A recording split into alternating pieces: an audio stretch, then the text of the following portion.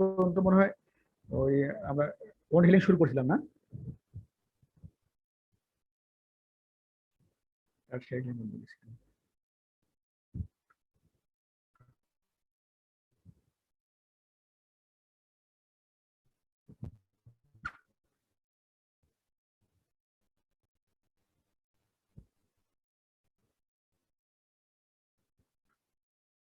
Screen কি share হয়েছে?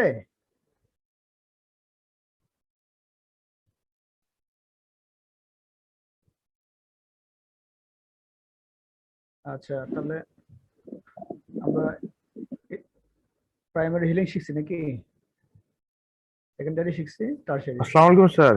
বুঝলাম। স্যার একটা কোশ্চেন ছিল। বলো। স্যার আলসার ওন্ড এবং ইনজুরির মধ্যে স্যার ক্লিনিক্যাল যে ডিফারেন্সটা সেটা মানে দেখে কিভাবে বুঝবো ওয়ার্ডে অথবা পেশেন্টকে?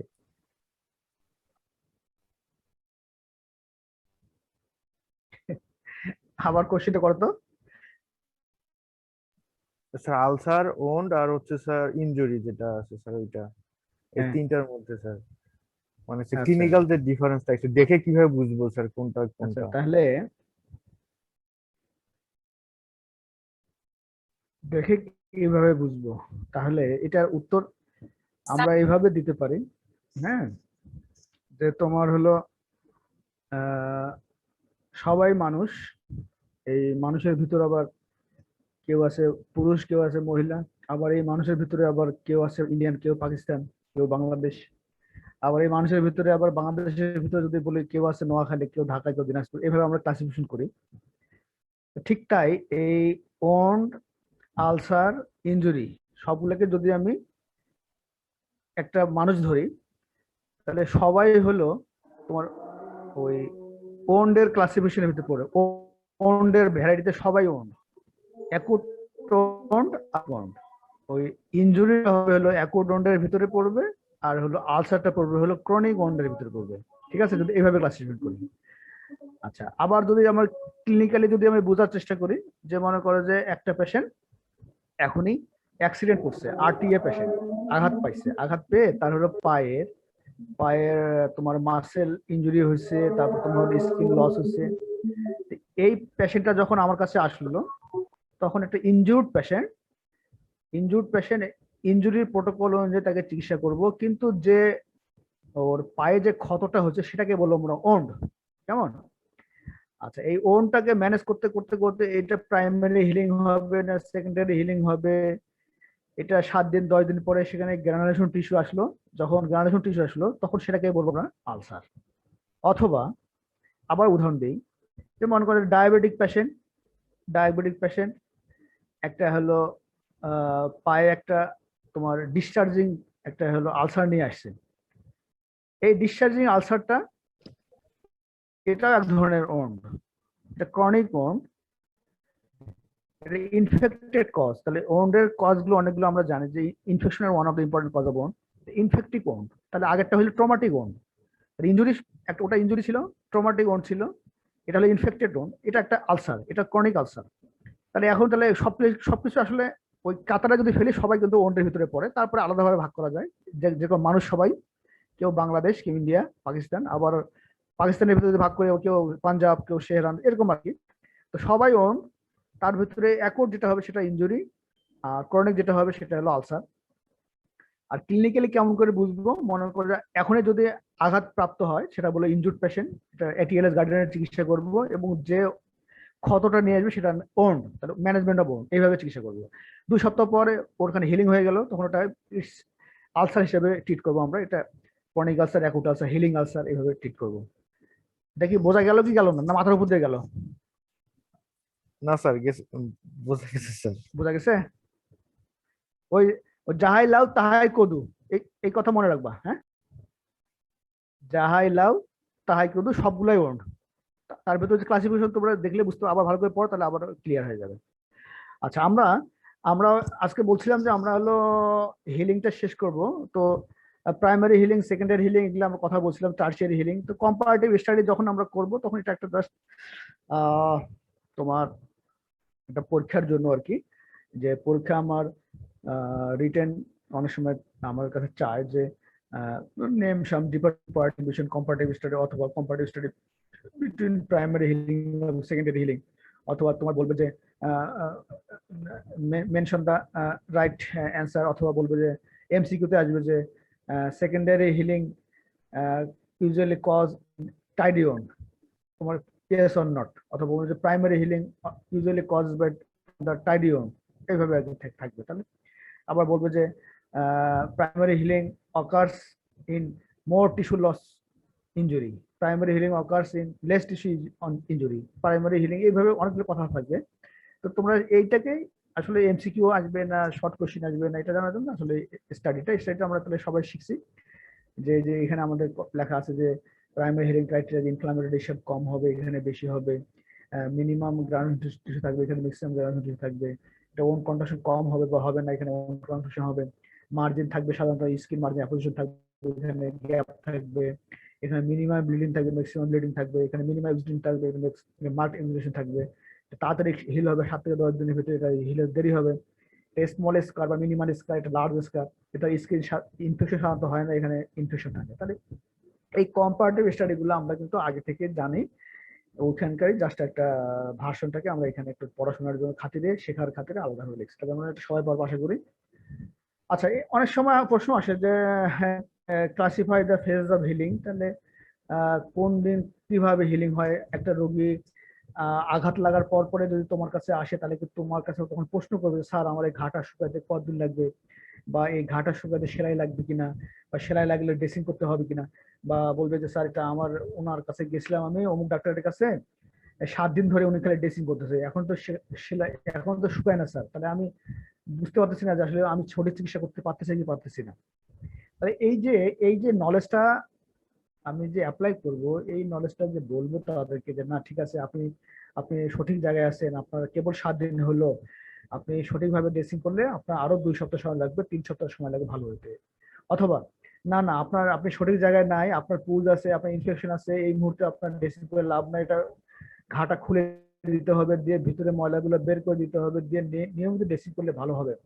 এই যে কথাটা যে আমি বলবো কোন বেসিসে বলবো সেটা জানতে গেলে কিন্তু আমাদেরকে এই স্টেজগুলো জানতে হবে, আসলে পেশেন্টটা আমাদের কাছে কোন স্টেজে নিয়ে আসছে, মানে হিলিং একটা ওন্ডের হিলিং এর কোন স্টেজে নিয়ে আসছে, বা তোমার হলো একটা পেশেন্ট যে আমার কাছে যে বেনিফিট নেওয়ার জন্য আসবে বা আমার কাছে যে হিলিং হওয়ার জন্য আসবে, সেটাকে আমি যে এনশিওর করতে পারবো কি পারবো না, কোন ওন ভালো হবে কোন ওন ভালো হবে না, এই কথাটাতে আমি বলতে পারবো কি পারবো না, সেটার জন্য আমার জানা। তাহলে আমরা একটা জিনিস শিখলাম যে ফেজেস অফ ওন হিলিং আসলে আমার জানা দরকার যে আসলে কোন ফেজে কেন হয়, কতদিন ধরে রাখে এবং ঘাটা কতদিন লাগে ভালো হতে, এই কথাটাকে আমি মানে বুক ফুলে বলতে পারবো, যাতে আমার পেশেন্ট তার ভেতর কোনো ধরনের কনফিউশন না থাকে। মনে করো যে একটা পেশেন্ট পায়ে ইঞ্জুরি হয়েছে, আহ, তোমার হলো সেলাই আমরা দেইনি, সেলাই না দেওয়ার উদ্দেশ্য নিশ্চয়ই কোনো কারণ ছিল, হয়তো বা আনটাইডি ওন ছিল, যেটাকে আমরা সেকেন্ডারি হিলিং এর জন্য চেষ্টা করতেছিলাম। এই পেশেন্টের 7 দিন পরে তোমার কাছে বলছে স্যার আমার যেমন ঘাত তেমনই তো আছে, এটা তো আপনারা সেলাইও দিচ্ছেন না, ভালো হচ্ছে না, তাহলে আমরা কেমন করে বাঁচবো, কিভাবে হবে আমার ভালো, সেটা তোমাকে বুঝাই বলতে হবে যে না বাবা পায়ের হিলিং 3 সপ্তাহ সময় লাগে, এটা সেকেন্ডারি হিলিং হয়, আস্তে আস্তে ভালো হয়, আমরা সেলাই দিতে পারবো না, এটা হলো ঘাটা হলো ওয়াশ করতে করতে ভালো হবে, এই কথাটা বলার জন্য আসলে এই কথাগুলো। তাহলে আমরা জিনিস শিখি যে কোন হিলিং দুটা ফেজ আছে, একটা ল্যাক ফেজ বা ইনফ্লামেটরি ফেজ, একটা প্রলিফারেটিভ ফেজ এবং রিমডেলিং ফেজ। এই ল্যাক ফেজটা 2 থেকে 3 দিনের ভিতরে ঘটে, আর প্রলিফারেটিভ ফেজ থেকে 3 দিন থেকে 3 সপ্তাহ পর্যন্ত হয়, এবং রিমডেলিং ফেজটা 3 সপ্তাহ পর থেকে পরবর্তী 1 বছর পর্যন্ত। এই জন্য কোনো একটা ওন তার কমপ্লিট তার কি বলে যে স্ট্রেংথটা ফিরে পাইতে 1 বছর সময় নেয়। তাহলে মনে করো যে আমার অ্যাবডোমিনাল একটা ওন্ড হয়েছে, একটা পেশেন্ট আমাকে যদি বলে স্যার আমার যে এত বড় একটা কাটা আমি কতদিন পরে একদম সুস্থ হবো, তখন কিন্তু আমি বলতে পারবো আপনি 1 বছর একবারে। আচ্ছা, একটা রোগী যদি বলে স্যার আমার যে অ্যাপেন্ডিক্স অপারেশন হলো আমার এই যে ঘাটা শুকাতে কদিন লাগবে, তখন আমরা বলতে পারবো যে আপনি যদি ইনফেকশন না হয় তাহলে 7 থেকে 10 দিনের ভিতরে ভালো হয়ে যাবে, কিন্তু আপনার শক্তি আসতে সময় লাগবে 1.5 মাস, অথবা একদম কমপ্লিট ভালো হতে লাগবে 1 বছর। এই যে কথাটা, এই কথাটা আমার বলার এই যে কেমন করে বলবো আমি সেটা কি জানার জন্য আমরা কিন্তু ওন্ডের ক্লাসিফিকেশন করতেছি, ওন্ডের টাইপ করতেছি, ওন্ডের ক্রাইটেরিয়া করতেছি এবং হিলিং স্টেজ। তাহলে আমরা একটা জিনিস বুঝলাম যে আমাদের জানা দরকার দুটার কারণে, একটা হলো পরীক্ষার পাশে, আর একটা হলো সত্যি সত্যি পেশেন্ট ম্যানেজমেন্টের ক্ষেত্রে আমাকে যে তথ্যগুলো রোগী আমার কাছে চাবে সেটাকে আমি দিতে পারবো কি পারবো না, সেটা depends on my this knowledge. তাহলে আমরা শিখলাম অনেক সময় আসে যে inflammatory phase of the owned healing needs 5 days 7 days 8 days অথবা 2-3 days। তাহলে এটা কথা বলবো যে 2-3 days। The proliferative patient usually starting from 3 days, third day onward up to 3 weeks, and rebuilding phase starting from the 3 weeks and onwards up to 1 year। এই কথাটা আমরা জানবো সবাই। আচ্ছা, এখানে ইনফ্লামেটরি ফেজের কথা বলা আছে যে কি হয় যে inflammatory phase begins immediately after wound, এবং এটা পারসিস্ট করে 2 থেকে 3 দিন পর্যন্ত। এখানে কি হয় যে ফিচার অফ ইনফ্লামেশন গুলো থাকে, যে ফিচার অফ ইনফ্লামেশন আমরা জানি যে ক্যালোর ডলর টিউমার রিভার ফসলে সেই কথাগুলো থাকবে। তবে এখানে ম্যাক্রোফেজ কি করবে, ম্যাক্রোফেজ সিক্রেটস করবে গ্রোথ ফ্যাক্টর।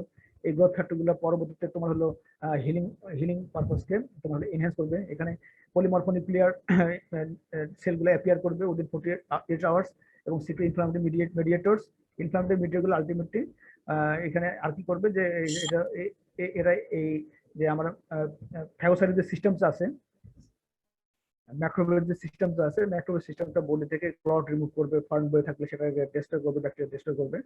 এবং কেমিক্যাল ফ্যাক্টর কতগুলো আছে, কেমিক্যাল ফ্যাক্টর যে আমরা যে বলেছি যে আমরা যে কেমিক্যাল মিডিয়েটর বিশেষ করে ইন্টারলিউকিন 1 ইন্টারলিউকিন 6 টিউমার নেক্রোসিস ফ্যাক্টরগুলো আলটিমেটলি হোন্ডে আসবে এবং হলো ইনফ্লামেটরি ফেজটাকে তোমার হলো এক্সাজার্ট করবে। তো ইনফ্লামেশন হওয়ার উদ্দেশ্য হলো যে ওনটাকে আমার হিলিং হওয়ার জন্য প্রাথমিক যে বেডটা তৈরি করা, প্রাথমিক পরিচর্যা করা আর কি।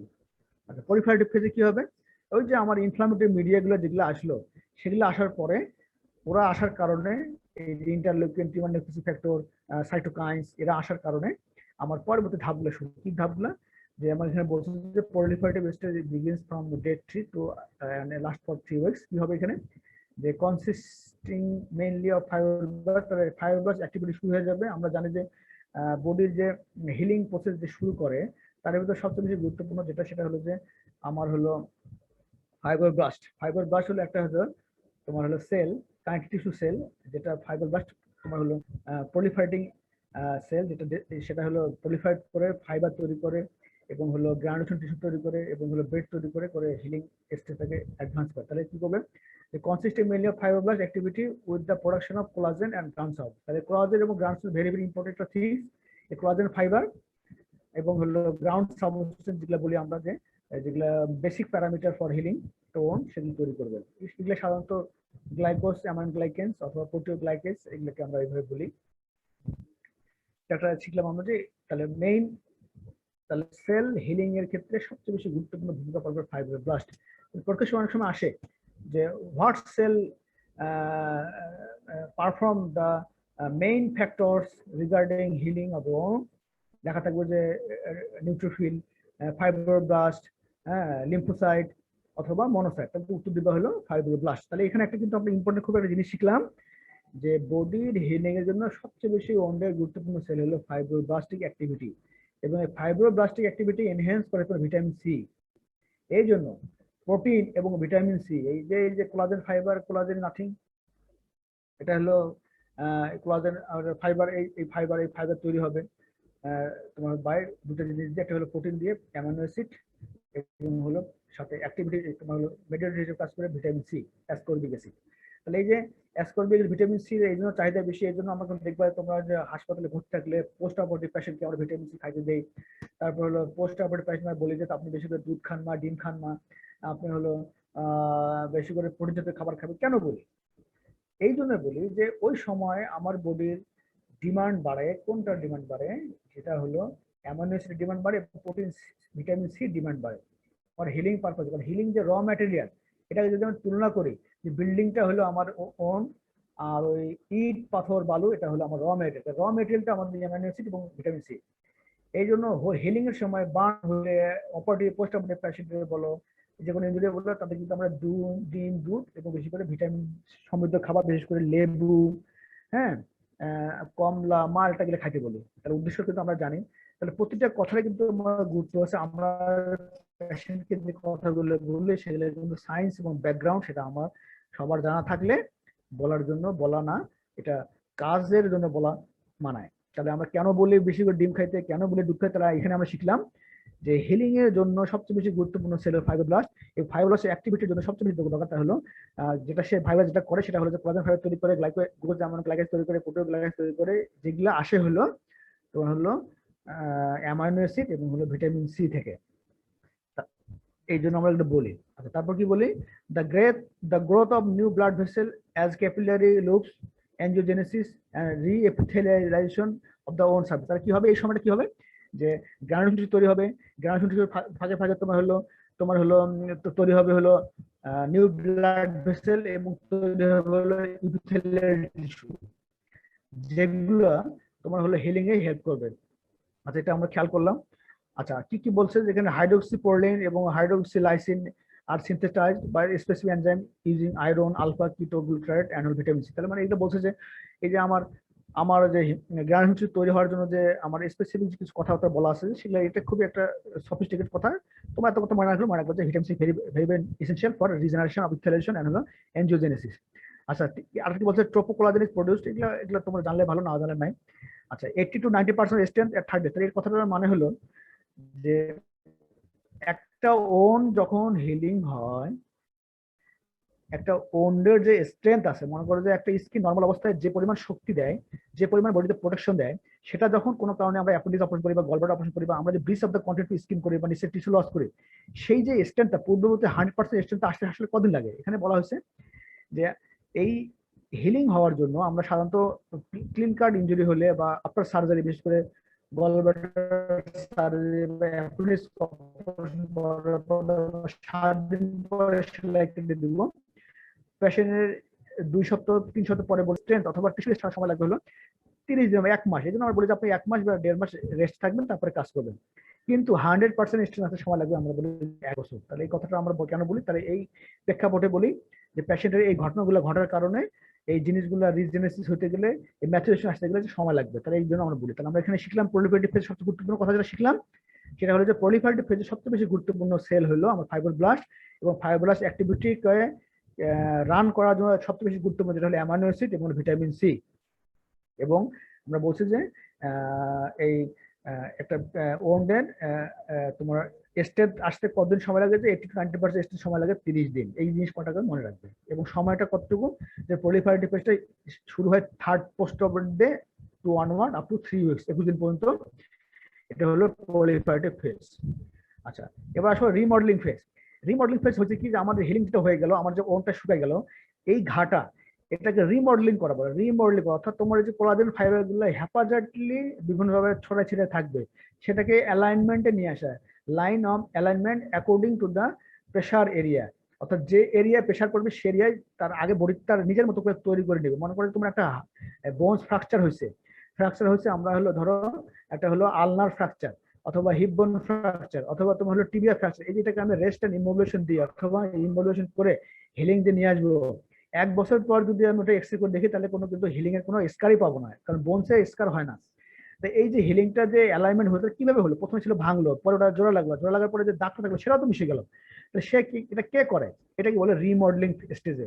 রিমডেলিং ফেজে বডির কিছু ম্যাক্রোফেজ আছে, বডির কিছু ম্যাচুরেশন আছে, যেগুলো এটা হলো ওয়ার এন্ড টিয়ার করে, কিছু কিছু এনগাল্প করে, কিছু নতুন রিডিস্ট্রিবিউশন করে করে আস্তে আস্তে আস্তে আস্তে আস্তে এটাকে তোমার হলো সামনে নিতে।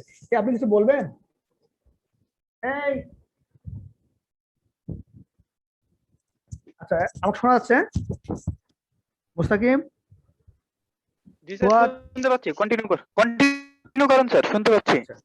জি স্যার, শুনতে পাচ্ছি। তাহলে আমরা রিমডেলিং ফেজে কি করতেছিলাম, যে রিমডেলিং ফেজে, হ্যালো,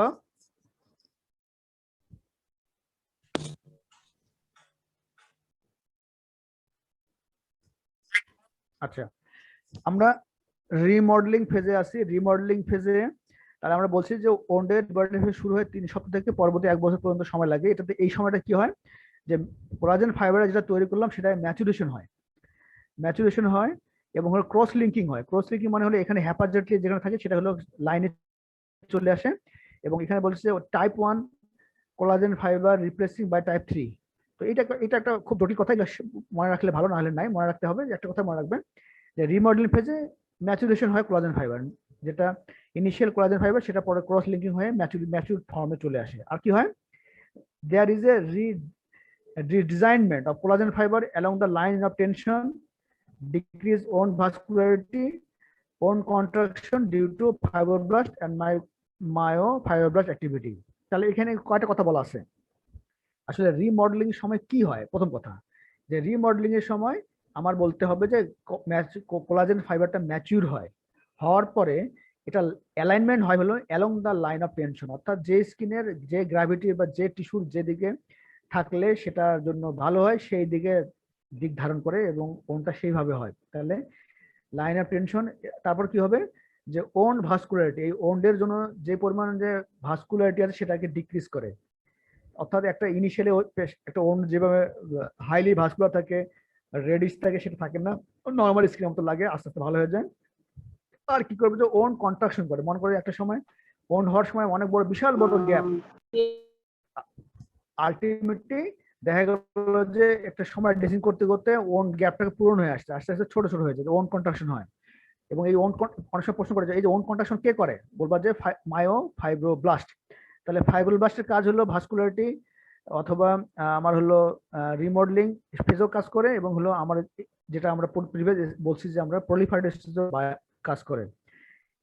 উচ্চ স্টেজে ফাইব্রোব্লাস্ট খুব রোল, তাহলে হিলিং এর ক্ষেত্রে সবচেয়ে গুরুত্বপূর্ণ সেল যেটা সেটা হলো ফাইব্রোব্লাস্ট, যেটা একটা হলো কানেক্টিভ সেল, এবং কানেক্টিভ সেলের একে হেল্প করে হলো অ্যামাইনো অ্যাসিড এবং প্রোটিন সি। তাহলে এই কথাবার্তার ভিতরে এত কথা মনে রাখার দরকার থাকলে ভালো, যারা জানবে তারা ভালো, না জানলে তারা মনে রাখতে হবে সারা জীবনের জন্য যে ওন হিলিং এর জন্য সবচেয়ে বেশি গুরুত্বপূর্ণ সেল হলো ফাইব্রোব্লাস্ট, এবং হলো ওন যে কন্ট্রাকশন করে তার নাম হলো মায়োফাইব্রোব্লাস্ট।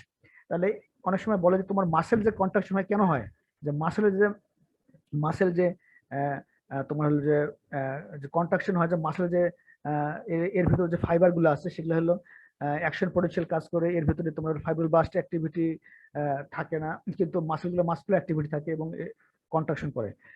মায়োফাইব্রিলের যে অ্যাক্টিভিটি থাকে সে কন্ট্রাকশন, ঠিক মাসেলের মতো ওন্ডের ভিতরেও একটা কি কারণ তাহলে ওনটা কন্ট্রাক্ট করে, এটি যদি মায়োফাইব্রোব্লাস্ট।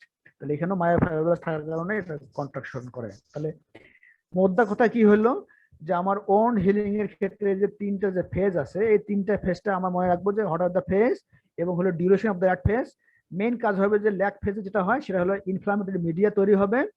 দ্বিতীয় নাম্বার হলো প্রলিফারেটিভ ফেজ, যেটা করে যে ফাইব্রোব্লাস্ট অ্যাক্টিভিটি বাড়বে এবং হলো কোলাজেন ফাইবার তৈরি হবে, এবং হলো with the help of amino acid এবং হলো কি বলে ভিটামিন সি এবং এনজাইম।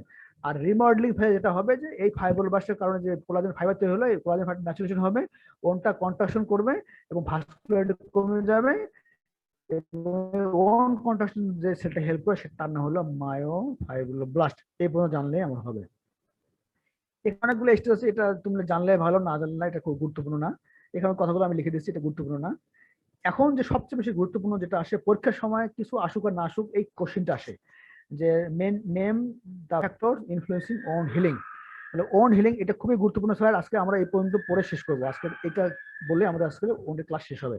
তাহলে ওন হিলিং এর জন্য মনে রাখতে হবে যে লোকাল ফ্যাক্টর এবং হলো জেনারেল ফ্যাক্টর। তাহলে ওন হিলিং এর জন্য local factor very very important, যে একটা ওন যদি ইনফেক্টেড থাকে তাহলে হিলিং হওয়ার জন্য এটা ক্রাইটেরিয়া ফুলফিল করবে না। তাহলে infection is the one of the important factor for delayed wound healing. Infection থাকলে ওন হিলিং হবেই না। তাহলে ইনফেকশন থাকলে ওন হিলিং হয় না, ইনফেকশন কজ করতে হয় তারপরে ওন হিলিং হয়। আচ্ছা, প্রেজেন্স অফ ফরেন বডি, যদি কোনো ওন্ডে যদি কোনো ফরেন বডি থাকে, দিস ওন নেভার হিল। তাহলে কখনোই ফরেন বডি থাকলে ওন হিল হবে না। তাহলে অবশ্যই প্রেজেন্স অফ ফরেন বডি যদি থাকে সেটাকে অবশ্যই ফরেন বডিকে রিমুভ করতে হবে। আচ্ছা, ভাস্কুলারিটিটা খুবই ইম্পর্টেন্ট, যদি তোমার পুরো ভাস্কুলার সাপ্লাই হয় তাহলে কিন্তু ওন হিলিং দেরি হবে। এই জন্য আপার লিম্বের ওন যদি 7 দিনে ভালো হয়, লোয়ার লিম্বের ওন ভালো হতে লাগবে 2 সপ্তাহ। কারণ হলো আমরা জানি যে vascularity is in lower limb is less than the upper limb. তাহলে যেখানে যার ভাস্কুলারিটি বেশি তার ওন হিলিং বেশি। এই জন্য আমার ফেস এবং স্কাল্পে ওন হিল হতে সময় লাগে 3 থেকে 5 দিন, যেখানে আপার লিম্ব এবং অ্যাবডোমেনে লাগে হলো 7 থেকে 10 দিন, এবং লোয়ার লিম্বে লাগে হলো 12 থেকে 14 দিন। তাহলে আমরা শিখলাম যে এরিয়ায় যত ব্লাড সাপ্লাই সে এরিয়ার হিলিং হইতে তত সময় কম লাগে। তাহলে ফেসে লাগে 3 দিন 5 দিন, আপার লিমিট লাগে 7 দিন, লোয়ার লিমিট 14 দিন। তাহলে poor blood supply is very important cause for wound healing. আচ্ছা, ভেনাস অ্যান্ড লিম্ফ্যাটিক স্ট্যাটাস, কোনো কারণে যদি অবস্ট্রাকশন থাকে, ভেনাস অবস্ট্রাকশন অথবা লিম্ফ্যাটিক অবস্ট্রাকশন, তাহলে কিন্তু ওন্ড হিলিং হবে না। মনে করো যে তোমার একটা হলো লোয়ার লিম্বে একটা হলো ইনজুরি হয়েছে, কিন্তু তোমার ইনজুরি আবার আপার লোয়ার লিম্বের উপরেও হয়েছে, হয়ে ভেইনটা ডিস্ট্রয় হয়ে গেছে, অথবা তোমার হলো থ্রম্বোফ্লেবাইটিস হয়েছে, অথবা তোমার হলো কোনো কারণে তুমি কম্প্রেশন দিয়ে রাখছো, প্লাস্টার দিয়ে রাখছো, তোমার ভেনাস ড্রেনেজ হচ্ছে না, তাহলে কিন্তু হিলিং হবে না। তারপর কি টিস্যু টেনশন। টিস্যু টেনশন মানে হলো তুমি হলো একটা ওন ক্লোজার করছো, ধরো অ্যাকুট অ্যাবডোমেনের তোমার একটা অ্যাপেন্ডিসাইটিস করছো, স্কিনটা সেলাই করছো, কিন্তু এমন জোরে টায়ার্ড দিছো যে এত নিয়ম হলো যে স্কিন অ্যাপোজিশন করতে যতটুকু প্রেশার লাগে, এটাকে বলে যে ওয়াটার সিল প্রেশার, অর্থাৎ হলো মিনিমাম প্রেশার এবং হলো মিনিমাম স্পেস যেন না থাকে, কিন্তু হেভি প্রেশার দেওয়া যাবে না। তুমি এমন ভাবে টায়ার্ড দিছো যে এর ভিতরে কোনো স্পেসই নাই, এবং যেখানে টায়ার্ড দিছো সেই স্কিন টিস্যুগুলো লস হয়ে পেশেন্টের হলো তোমার হলো ওখানে গ্যাংগ্রিন হয়ে গেছে, তাহলে এরকম টেনশন এরিয়াতে আমার ওন্ড হিলিং হবে না। তাহলে যেখানে বেশি টেনশন, টিস্যু টেনশন বেশি হবে, সেখানে হিলিং হবে না। আচ্ছা, কোথাও যদি হেমাটোমা থাকে, মনে করে সাবকিউটেনিয়াস টিস্যু তুমি হেমাটোমা তৈরি হয়েছে, অনেক রক্ত জমা হয়ে আছে, অথবা সেরোমা তৈরি হয়ে আছে, তাহলে সেখানে কিন্তু ওন্ড হিলিং হবে না। আচ্ছা, কেউ কি কথা বলতেছো?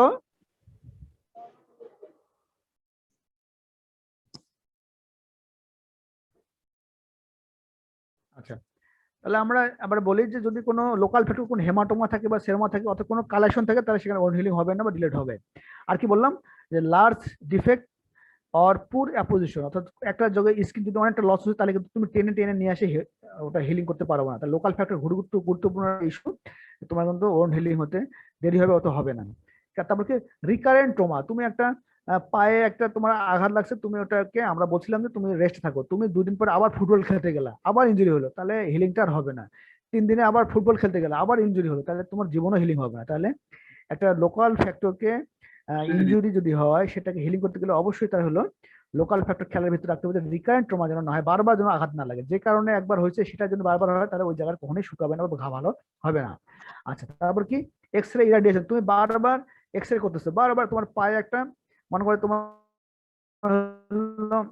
রাইট টিবিয়া ফিবুলা ফ্র্যাকচার হয়েছে, তুমি আজকে একটা এক্স রে করে দেখলে যে ফ্র্যাকচার হয়েছে, হয়ে তুমি হলো এটা প্লাস্টার দিলা, প্লাস্টার দেওয়ার পরে তোমার 7 দিন পরে মনে হলো দেখি একটু আবার এক্স রে করে হিলিং হয়েছে কিনা, আবার এক্স রে করলাম, 2 সপ্তাহ পরে আবার মনে হলো দেখি একটু আরেকবার এক্স রে করে দেখি, কিন্তু দিস ইজ আনওয়াইজ। কারণ হলো তুমি জানোই যে লোয়ার লিম্বের ফ্র্যাকচার হলে হিলিং হতে লাগে হলো 3 মাস 12 সপ্তাহ।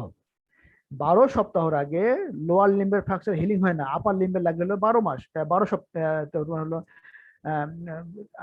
In case of child, upper লিম্বের লাগে হলো 6 উইকস, লোয়ার লিম্বের লাগে 12 উইকস। আর in case of adult, upper লিম্বের হিলিং হতে লাগে হলো 12 সপ্তাহ, লোয়ার লিম্বের 24 সপ্তাহ। তাহলে তুমি 2 বছর 24 সপ্তাহ মানে কি রে, 3 6 18 4 6 24, এই যে এই 24 সপ্তাহ না হলে তুমি ভালো হবে, তুমি না জানিয়ে তুমি 6 দিন পর পর 7 দিন পর পর এক্স রে করতেছো, বারবার এক্স রে কি হবে, তোমার নর্মাল যে granulation tissue appear, fibroblast activity, এগুলো সব ডিস্ট্রয় হয়ে যাবে, নতুন নতুন সেলগুলো হিলিং হবে না, ফলে তোমার জীবনেও ঘা শুকাবে না। তাহলে এক্স রে করা ভালো, কিন্তু বেশি এক্স রে করা ভালো না। তাহলে আমরা খেয়াল করবো যে আমরা যে আনজাস্টিফাইড ওতে বারবার এক্স রে না করে, বারবার সিটি স্ক্যান না করে, একবার করছে ডায়াগনোসিস পারপাসে, কিন্তু এরপরে জাস্টিফাইড ওতে আমরা আবার করবো 3 মাস পরে বা 6 মাস পরে। আচ্ছা, তারপর কি সাইট অফ ওন্ড, অর্থাৎ এই তুমি যে হিলিং যে হবে সেটা কোথায়, কোনটা মাথায়, পায়ে, হাতে, পেটে না পায়ে, তাহলে কোথায় সেটা তার উপর নির্ভর করবে যে তোমার হলো হিলিং হবে কি হবে। তাই এটা ইম্পর্টেন্ট ফ্যাক্টর। আমরা আবার আগে বলছিলাম যে ফেস এবং স্কাল্পে 3 দিন লাগে, আপার লিম্বে 7 দিন, অ্যান্টেরিয়র অ্যাবডোমিনাল ওয়াল লাগে 7 থেকে 10 দিন, পোস্টেরিয়র অ্যাবডোমিনাল ওয়াল এবং হলো লোয়ার লিম্বে লাগে 14 দিন। তাহলে কোথায় এবং কবে হিলিং হবে সেটাও কিন্তু আমার জানা দরকার। এবং আন্ডারলাইং ডিজ, অর্থাৎ তুমি যে পার্টে ইনজুরি হয়েছে তার ভিতরে কোনো ফ্র্যাকচার আছে কিনা, তার ভিতরে কোনো মাসেলে কোনো অ্যানক্সি আছে কিনা, কোনো আগে থেকে কোনো গ্যাপ আছে কিনা, আন্ডারলাইং ডিজিজটা খেয়াল রাখতে হবে তোমার সাথে আছে কিনা। লোকাল ফ্যাক্টরের ভিতরে এগুলো ভেরি ইম্পর্টেন্ট টার্ম। সবচেয়ে বেশি ইম্পর্টেন্ট হলো তোমার হলো infection, presence of foreign body এবং ভাস্কুলারিটি। এই কথাটা মনে রাখতেই হবে যে এটা ভাস্কুলারিটি ইম্প্যাক্ট থাকলে, ফরেন বডি থাকলে এবং ইনফেকশনের জীবনও হিলিং হবে না। তাহলে লোকাল ফ্যাক্টর শিখলাম আমরা। এবার আসি হলো জেনারেল ফ্যাক্টর। এখন একই সাথে একটা ফ্যামিলি অ্যাক্সিডেন্ট করছে, তার ভেতরে একটা ছোট বাচ্চা ছিল, একটা অ্যাডাল্ট ছিল, একটা বুড়া ছিল। তো 3 জনেরই আঘাত লাগছে তোমার হলো হাতে, 3 জনের হাতে ইনজুরি হয়েছে। এই 3 জনকে আমরা ড্রেসিং করে বললাম যে বাবা 7 দিন পরে আপনারা আমার সাথে দেখা করেন। তো 7 দিন পরে আসলো, যে বাচ্চাটা সে দেখো যে ও 3 দিন পরে ড্রেসিং খুলে দৌড়াদৌড়ি করে ঘুরে বেড়াচ্ছে, ওর কিছুই হয়নি, ভালো হয়ে গেছে। অ্যাডাল্ট যেটা সেটাও ভালো হয়েছে, কিন্তু যে বুড়াটা সে বললো বাবা আপনি কি চিকিৎসা করলেন, যে আমার তো এখন ঘা যেমন তেমনই আছে, আমার তো বয়স 70 মানুষ, আমি বুড়া মানুষ, আপনি আমাকে ভালো করে চিকিৎসা করলেন না।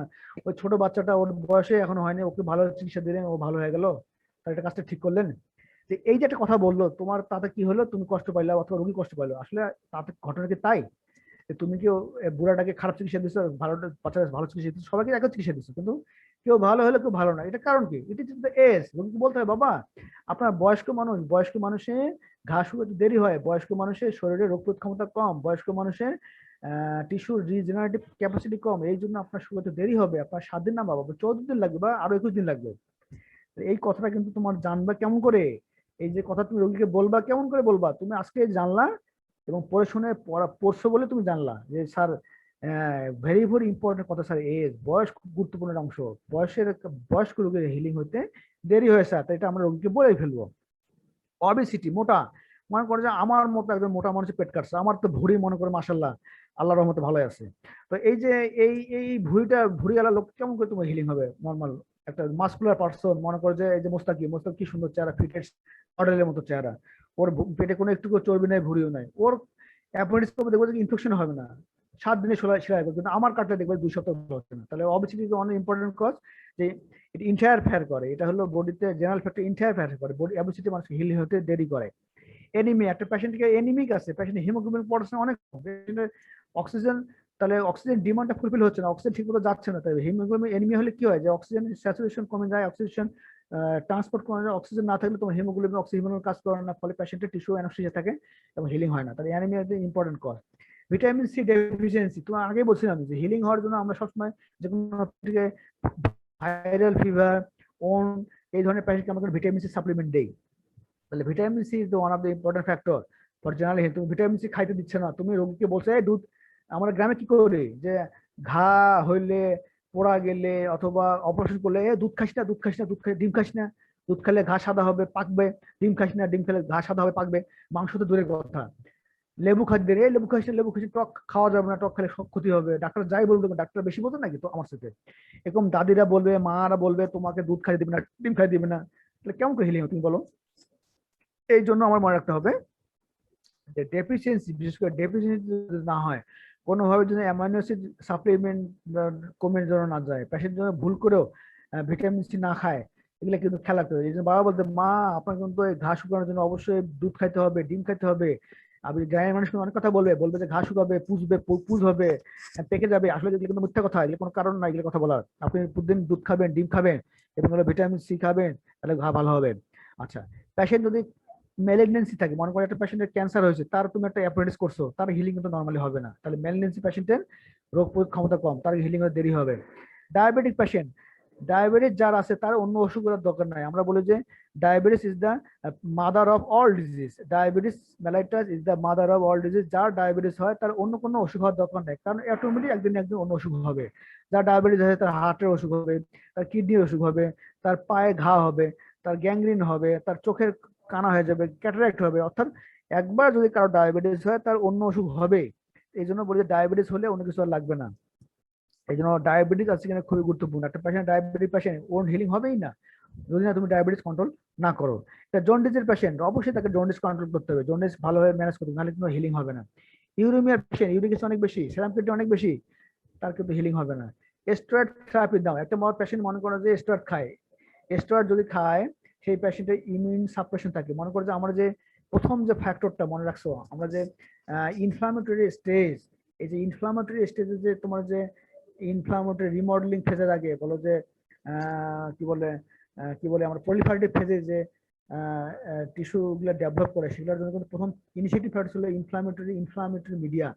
এই যে ইনফ্লামেটরি মিডিয়া গুলোর জন্য যে তোমরা হলো পলিমার্ফ নিউট্রোফিল অথবা ম্যাক্রোফেজ যে আসবে, এরা যে সাইটোকাইন রিলিজ করবে, এরা যে ক্যালোর টিউমার হবে, এই যে ইনফ্লামেটরি মিডিয়া গুলো যে আসবে সেগুলো থাকবে না। স্টেরয়েড থাকলে অল সাইটোকাইনস ডিস্টার্ব, মানে তোমার সাইক্লো অক্সিজেনের যেমন অক্সিজেনের পাথরের কারণে বন্ধ হওয়ার কারণে তোমার সব ধরনের ইনফ্লামেটরি মিডিয়া স্টপ হবে যায়। ইনফ্লামেটরি স্টপ হবে তোমার ইনিশিয়াল স্টেজ, হিলিং এর যে ইনিশিয়াল স্টেজ আছে, এই যে স্টেজটা, এই এই স্টেজটা প্রলিফারেটিভ, যে আমরা এখানে এখানে দেখছি যে ইনফ্লামেটরি স্টেজ যদি বন্ধ হয়ে যায়, এই ইনফ্লামেটরি স্টেজ বন্ধ হয় সাধারণত হলো স্টেরয়েড খাইলে, তখন তোমার হলো ইনফ্লামেশন থাকবে না, পরে পরবর্তী রিমডেলিং ফেজ, প্রলিফারেটিভ ফেজ আসবে না, তখন ফলে তোমার হলো ওন হিল হবে না। তাহলে স্টেরয়েড থেরাপি খাইলে কিন্তু পেশেন্টের ওন হিলিং হয় না। এই জন্য মনে রাখতে হবে যে একটা পেশেন্টের ওন হিলিং হতে গেলে তার স্টেরয়েড কিন্তু বন্ধ করতে হয়, অথবা আগে থেকে বলে রাখতে হবে। দেখেন আপনি কিন্তু স্টেরয়েড খান আপনার অ্যাজমার কারণে, আপনি স্টেরয়েড খান আপনি হলো আপনার হলো গাউটের কারণে, আপনি স্টেরয়েড খান হলো আপনার হলো নেফ্রোটিক সিনড্রোমের কারণে, আপনি স্টেরয়েড খান হলো আপনার হলো ক্যান্সারের কারণে, আপনি কিন্তু এটার জন্য আপনার কিন্তু ঘাটা শুরুতে অন্য চাইতে 3 সপ্তাহ বা 1 মাস বেশি লাগবে। তাহলে এটা, এই যে নলেজটা, এটাই কিন্তু আমার হলো মেইন উদ্দেশ্য, যে আসলে কেন ঘাটা শুকাচ্ছে না আমার, কেন কেন এটা জানার জন্য। সাইটোটক্সিক ড্রাগ অর্থাৎ আমি anti cancer drug, cancer drug খেলে বডি তোমার নর্মাল সেলগুলো ডিস্ট্রয় হয়ে যায়। সাইটোটক্সিক সেল মানে কি, সেলকে ধ্বংস করে। কোন সেল? ম্যালিগন্যান্ট সেল, আমার অ্যাবনর্মাল সেল, আমার বডিতে যেটা আনওয়ান্টেড সেল, সেই সেলগুলোকে ধ্বংস করে সাইটোটক্সিক ড্রাগ। সেটা করতে যায় সে হলো ভালো সেলগুলোকে ধ্বংস করে, ফাইব্রোব্লাস্ট ম্যাক্রোফেজকে ধ্বংস করে দেয়, ফলে পেশেন্টের ইনফ্লামেটরি ফেজ তৈরি হয় না, ফলে পেশেন্টের ওন হিলিং হয় না। তো এটা কি ইম্পর্টেন্ট একটা ফ্যাক্টর, যে আমরা কিন্তু এই ধরনের সিচুয়েশন থাকলে পেশেন্টের ওন হিলিং হবে না। হিমোলজি ডায়াথিসিস মানে হলো যে পেশেন্টের তোমার হিমোফিলিয়া আছে, পেশেন্টের তোমার হলো প্রথমিন ডিসঅর্ডার আছে, পেশেন্টের অল্পতে প্রচুর বিল্ডিং হচ্ছে, তাহলে পেশেন্ট কিন্তু জেনারেল ফ্যাক্টর, কিন্তু তার অল্পতে বিভিন্ন জাতীয় বিল্ডিং হয়, পেশেন্ট কিন্তু ভালো হবে না।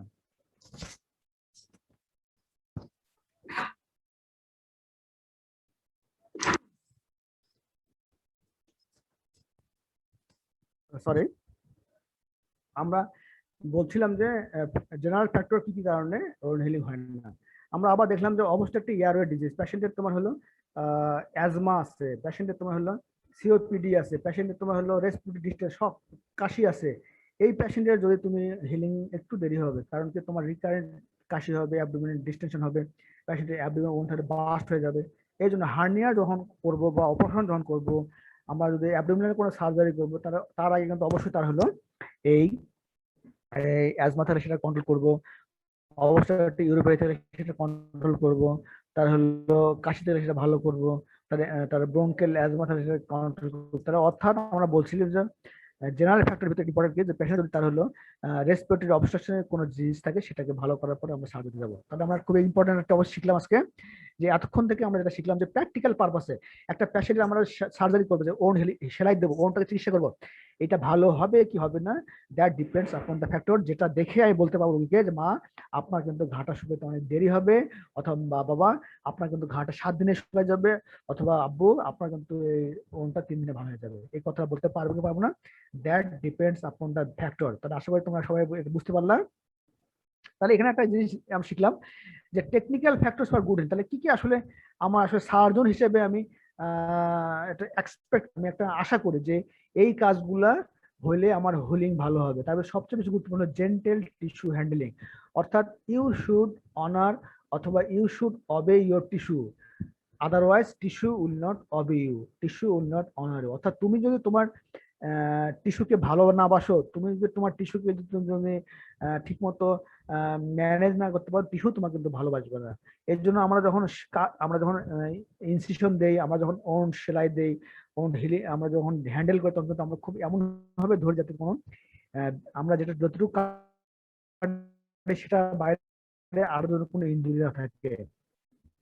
কারণ তুমি বারবার একটা টিস্যুকে ক্যাচ করতেছো, বারবার জোরে জোরে ঘুটা মারতেছো, তাহলে হবে কি ওটা ডেড হয়ে যাবে, তাহলে তোমাকে পরবর্তী হিলিং হতে দিবে না। হিলিং না হলে তোমার ট্রিটমেন্ট পারপাস লস হবে, পারপাস হলে তোমার রোগীর ভালো হবে না, ভালো না হলে তোমার ক্যারিয়ারে হ্যাম্পার্ড হবে, তুমি ভালো ডাক্তার হিসেবে পরিচিতি পাবে না। তাহলে you should honour the tissue, tissue will honour you. এই কথা বলা হয় যে তুমি যদি জেন্টেল টিস্যু হ্যান্ডেল সুন্দরভাবে আস্তে দেখে শুনে তুমি টিস্যু ধরবা, অ্যাপোজিশন করবা, তাহলে টিস্যু উইল অনার ইউ। আচ্ছা, তারপরে যে অ্যাভয়েডেন্স অফ আনডিউ ট্রমা, এটা বললাম যে বারবার ঘুটা মারা, বারবার টানাটানি করা, এগুলো করা যাবে না, তাহলে টিস্যু তোমাকে হিলিং হতে সাহায্য করবে না।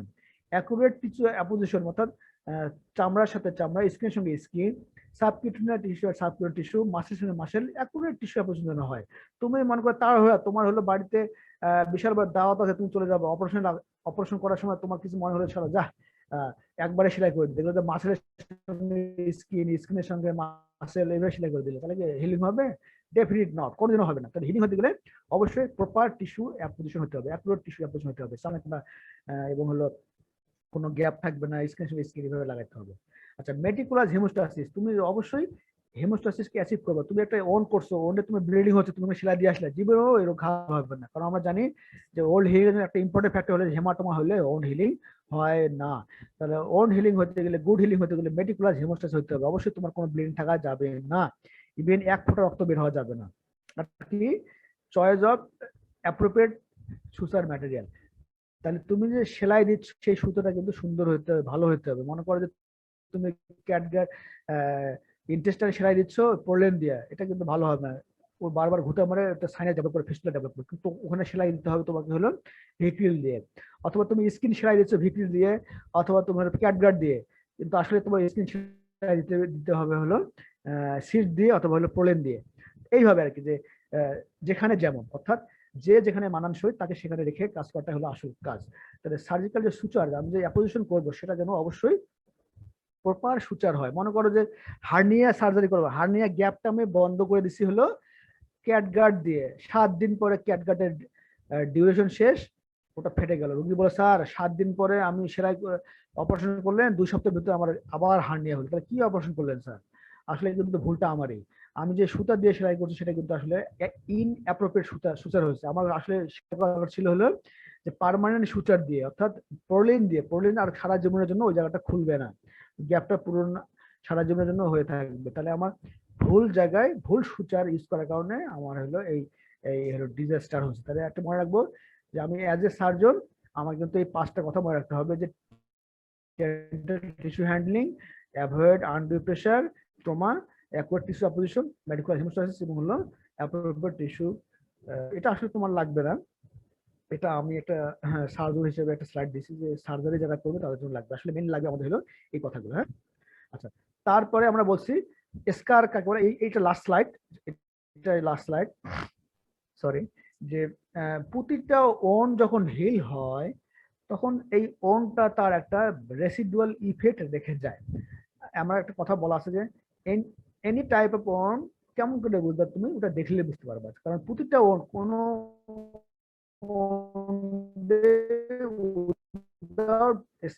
স্কার ছাড়া, স্কার মানে কি, any residual visible mark of a wound is called scar. তাহলে একটা ওন ভালো হওয়ার পর বা একটা ওন ঘা শুকিয়ে যাওয়ার পর যাহা রেখে যায় ওই অংশে বা পার্টে, সেটা হলো scar. Any scar is that things, it is the residual visible mark of a wound. তাহলে যে কোনো burn, wound, injury, trauma, violence করার পরে যে জিনিসটা দেখতে পাই আমরা সেটা হলো স্কার। তাহলে স্কার একটা অনেক সময় প্রশ্ন করে যে হোয়াট ইজ স্কার, তুমি এই ওনটার স্কার কোনটা দেখাতো বাবা, দেখাতো স্কার। আসলে স্কারটা কি জিনিস? The end result of granulation tissue maturation is called scar. তাহলে গ্রানুলেশন টিস্যু যে ম্যাচুরেশন হচ্ছে সেটাই একটা আসলে স্কার। তাহলে scar is nothing, it is the maturation end result of granulation tissue maturation. তাহলে the last result or end result of granulation tissue maturation is scar. আচ্ছা, almost all wounds result in scar. যতগুলা আমরা কাটাকাটি, মারামারি, ঘুটাঘুটি, তারপর হলো injury করব, তার কিন্তু একটা স্কার হবেই। এই জন্য স্কার কাকে বলে, টাইপ অফ স্কার, তারপর হলো হঠাৎ টাইপস অফ স্কার শিখতে হবে। তাহলে আমরা স্কার 3 ধরনের, অ্যাট্রোফিক স্কার, হাইপারট্রোফিক স্কার এবং কেলয়েড। তাহলে অনেক সময় তোমার শর্ট নোট আসে, what is keloid, types of keloid, what are the treatment of keloid. তোমরা কিন্তু এটা পড়ে নেবে, এটা কিন্তু আমি স্লাইড দেখাই নাই, কারণ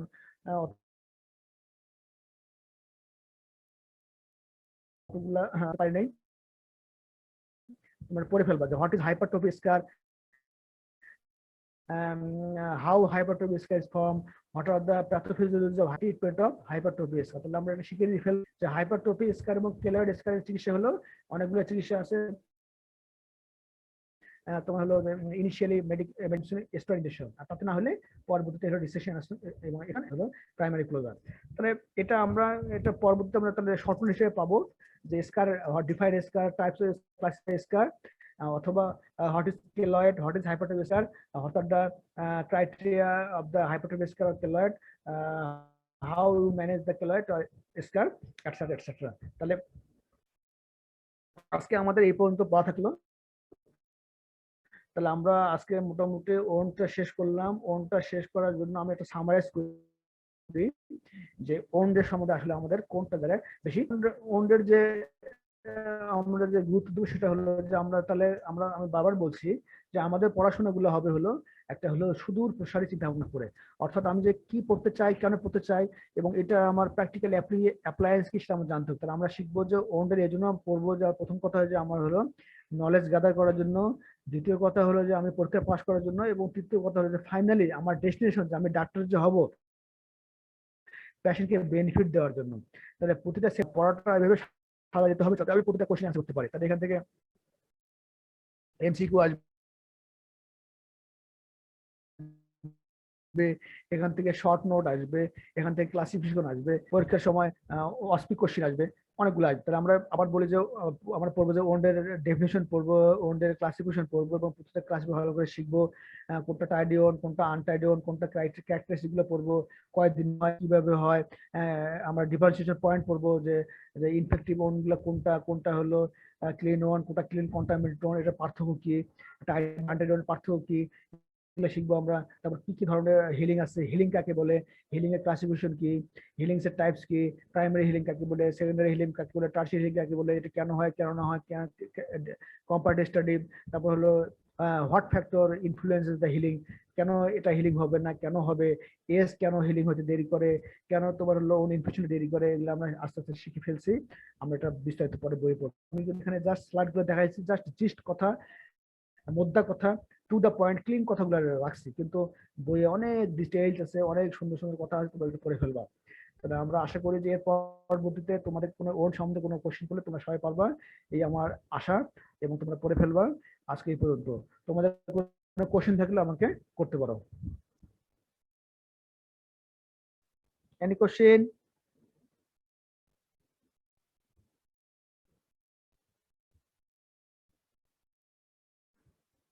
সবাই সব বুঝে গেছো? মুস্তাকিম? স্যার এজ বেশি হলে কেন হিলিং দেরি হয়? আচ্ছা, এজ বেশি হলে হিলিং এর জন্য দেরি হয় যে এজিং প্রসেসে যেটা করে যে বডির ইমিউন সিস্টেমটা তোমার হলো অ্যাক্টিভ থাকে না। ইমিউন সিস্টেম অ্যাক্টিভ বিশেষ করে রিকগনিশন, আমার ইমিউন সিস্টেম সবচেয়ে বেশি গুরুত্বপূর্ণ হচ্ছে এই যে অ্যান্টিজেন রিকগনাইজ করা, রিকগনাইজ করার পরে তোমার কেমিক্যাল মেডিয়েটর রিলিজ করে, বিশেষ করে যে তোমার হলো যে কি বলে যে ইমিউন যে সেলগুলো, বিশেষ করে পলিমরফন নিউক্লিয়ার সেল, বিশেষ করে নিউট্রোফিল, ম্যাক্রোফেজ, এরা হলো অ্যান্টিজেন প্রেজেন্টিং সেল বলে। যে অ্যান্টিজেন প্রেজেন্টিং সেল যখন যায় তখন তারা হলো টিস্যুর ধরন, ইনজুরি সাইট এবং হলো তোমার হলো infective agent, mode of infection, সবকিছু অ্যাসেস করে তারা হলো রিঅ্যাক্টিভিটি, মানে কিভাবে বডি রিঅ্যাক্ট করবে সেটা চিন্তা করে। এই যে প্রলিফারেটিভ প্রথম যেটা আমরা পাইছি যে হলো যে ইনফ্লামেটরি ফেজ, এই যে ইনফ্লামেটরি ফেজের ইনফ্লামেশনটা এক্সাজারেটেড হয়, কম কম বেশি না, কম না হবে কি হবে না, এটা ডিপেন্ড করে। তো এজিং প্রসেসে হয় কি যে মেমোরি লস থাকে পেশেন্টের, কিন্তু মেমোরি মানে আমাদের টি সেল, আমরা টি লিম্ফোসাইট হলো মেমোরি সেল, এবং হলো ম্যাক্রোফেজ এরা হলো দুর্বল থাকে, এদের হলো অ্যান্টিজেন প্রেজেন্টিং ক্যাপাসিটি কম থাকে এবং তারা ইমিডিয়েট অ্যান্টিজেন প্রেজেন্ট করতে পারে না। ফলে হয় কি যে এজিং পেশেন্ট যে কোনো ওন হলে, ট্রমা হলে, এরা ইনফ্লামেটরি মিডিয়াটা ওইভাবে তৈরি করতে পারে না, যেটা হলো একটা ইয়াং পারে। ইনফ্লামেটরি মিডিয়া তৈরি না হলে, ইনফ্লামেটরি মিডিয়া কারা কারা, এই যে সাইটোকাইনস গুলা, মনে করো যে interleukin 1, interleukin 2, interleukin 6, tumour necrosing factor, তারপর তোমার হলো আদার সাইটোকাইন, এগুলা হলো তৈরি হয় না, মনোনিউক্লিয়ার নিউট্রোফিল থেকে ম্যাক্রোফেজ তৈরি হয় না হওয়ার কারণে তোমার এই যে তোমার হলো পলিফারি পার্টি ফেজটাকে ওইভাবে এক্সাজার্ট করতে পারে না। মনে করো তোমার হলো যেটা বলি আমরা যে গ্লাইকোজেন সিনথেসিস বলো, collagen fibre synthesis, granulation synthesis তৈরি, অ্যানজিওজেনেসিস, হ্যাঁ, এগুলো তৈরি কম করে অথবা দেরি হয়, ফলে হিলিংটা ডিলে হয়। তাহলে এজিং প্রসেসে অ্যাজ এ ন্যাচারাল ওয়েতে ইনফ্লামেটরি মিডিয়া কম হওয়ার কারণে তোমার হলো রিমডেলিং ফেজ এবং পলিফারেটিভ ফেজটা ডিলে হয়, এই জন্য তোমার হলো হিলিং হতে দেরি হয়। ধন্যবাদ। আর কোনো কোশ্চেন? স্যার অ্যাবনরমাল হিলিং হলে স্যার আমরা তখন কি করি? অ্যাবনরমাল হিলিংটা হলো এই যে হাইপারট্রফি স্কার এবং হলো কেলয়েড স্কার, এটা হলো অ্যাবনরমাল হিলিং হলে এটা তৈরি হয়।